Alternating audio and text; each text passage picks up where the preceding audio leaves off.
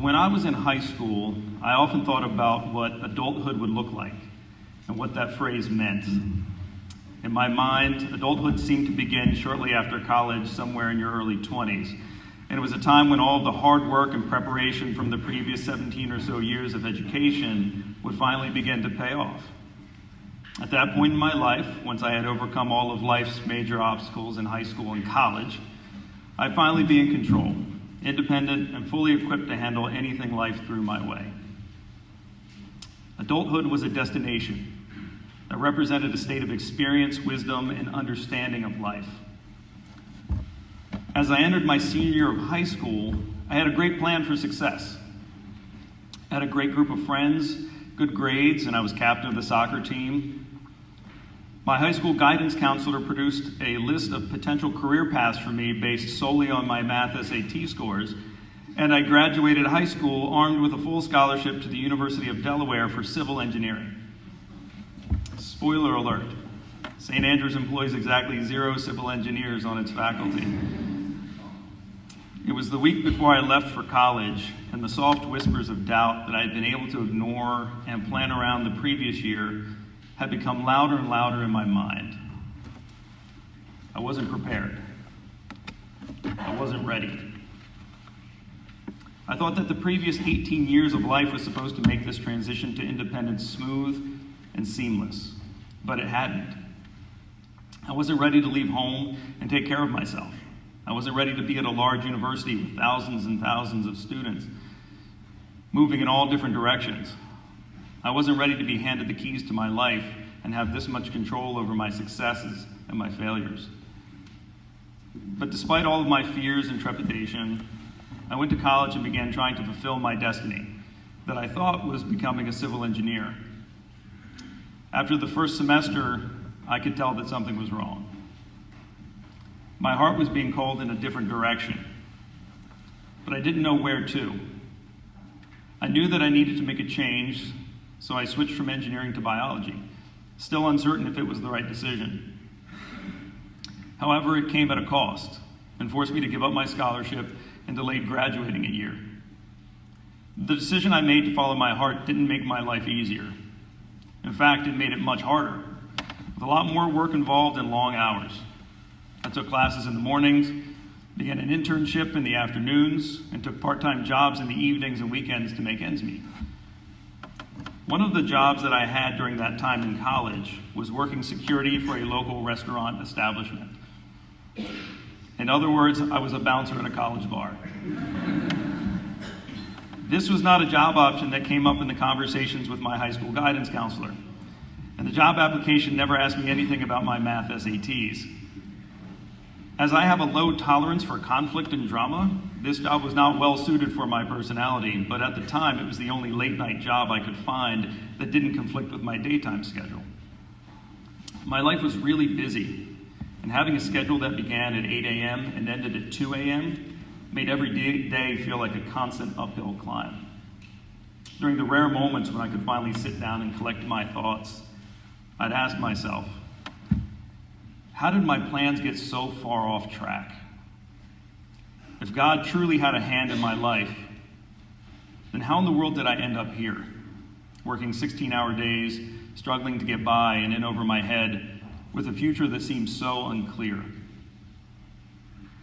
After working at the bar a while, management decided it wanted to hire its first female bouncer. The first and only applicant was a criminal justice major with a 4.0 GPA that wanted to go into federal law enforcement. And while she was only 5'2", she could bench press 185 pounds.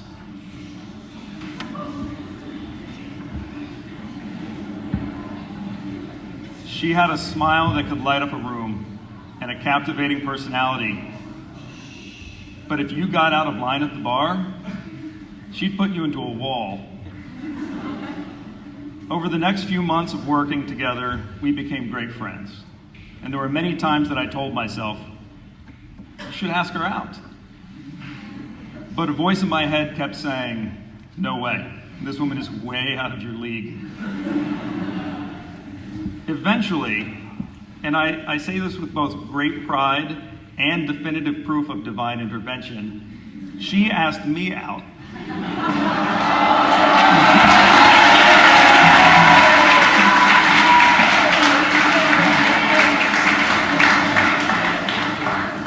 And next May, we will be celebrating our 20-year wedding anniversary.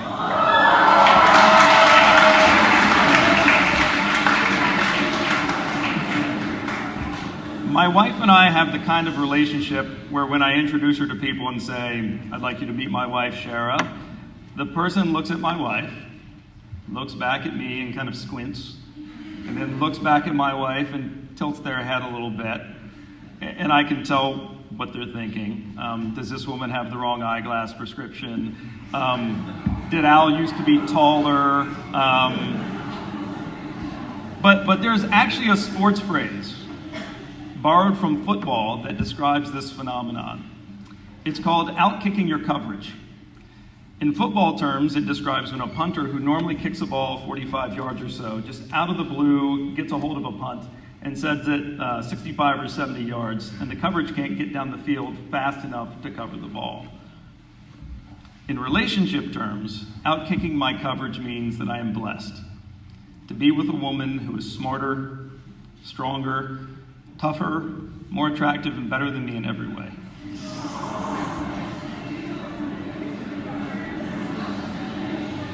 I've known it from day one, and every day since I've been challenged and inspired to be a better man because of her.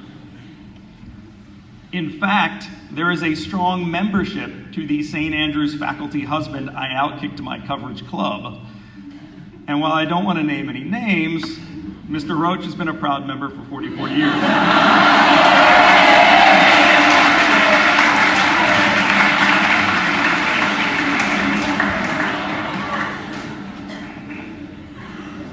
So along with being a bouncer, I also had a job working as a tech at a physical therapy clinic.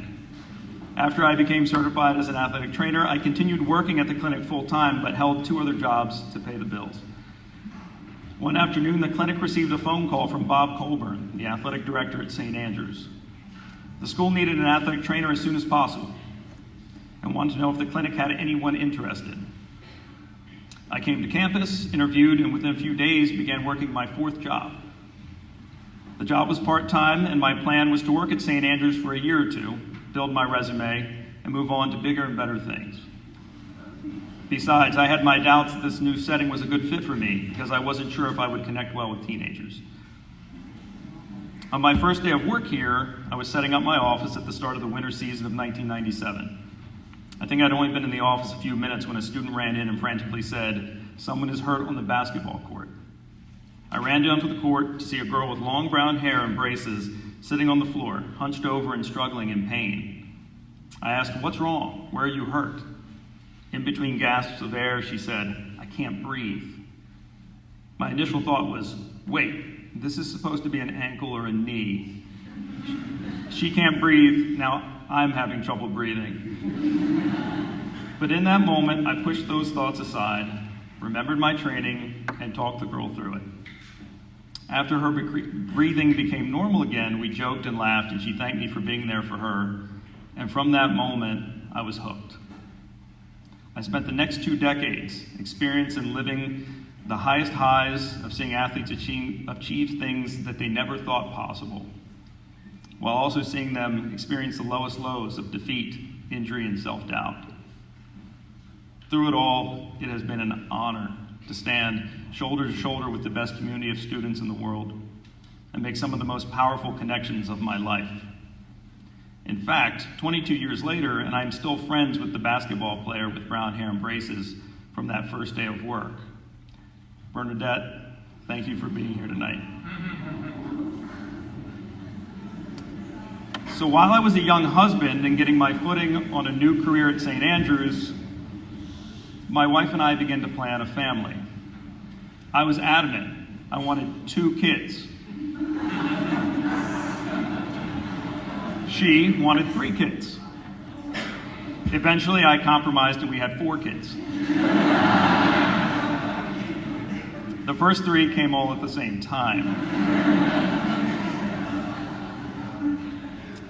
I remember feeling completely unprepared and unequipped to handle not only the job of fatherhood, but as a father of multiples as well. Shortly after the triplets were born, and in the middle of sleepless nights and a constant driving schedule of caring for the kids, my wife realized as she tried to go back to work that the schedule of a federal law enforcement officer and a mother of triplets didn't match. So she left work to be at home with the kids. In the blink of an eye, we went from a family of 2 with 2 incomes to a family of 5 with 1 income. We struggled to make ends meet. 2 intelligent, hardworking, college-educated people in their late 20s, filled with hopes and dreams, found themselves on food stamps and staring into a scary and unknown future. During that time, it would have been so easy to let life break us, break our relationship and break our spirit.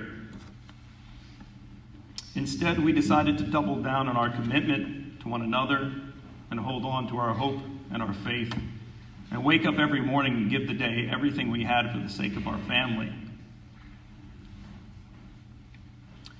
There is no stronger realignment of your core values than when you are forced to stop focusing on the brand name of your clothes, the kind of car you drive, or the square footage of your house, and you instead look at a table of food surrounded by people that you love in a warm home, and you feel truly and deeply thankful for what you have. These changes are powerful and they are permanent.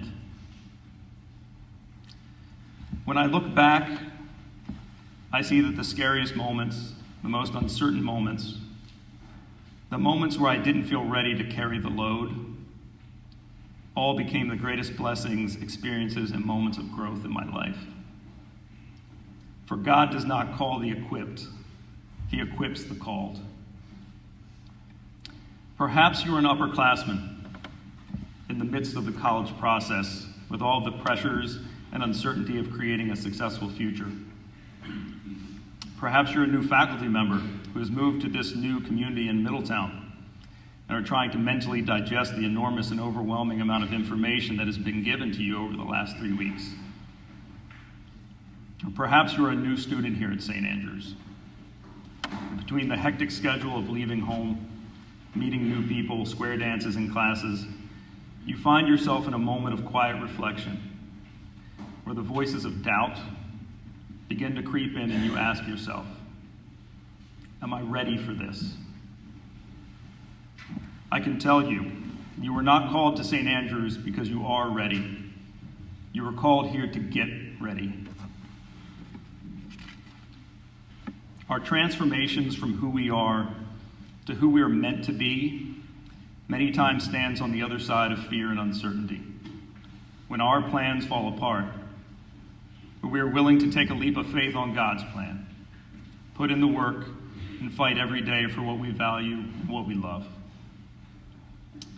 So as some of you begin this time where you face the unknown in your life, I want you to promise yourself that you will have faith.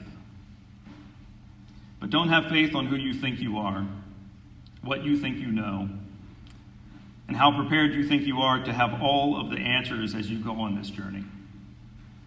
Have faith for the person you'll become because of it.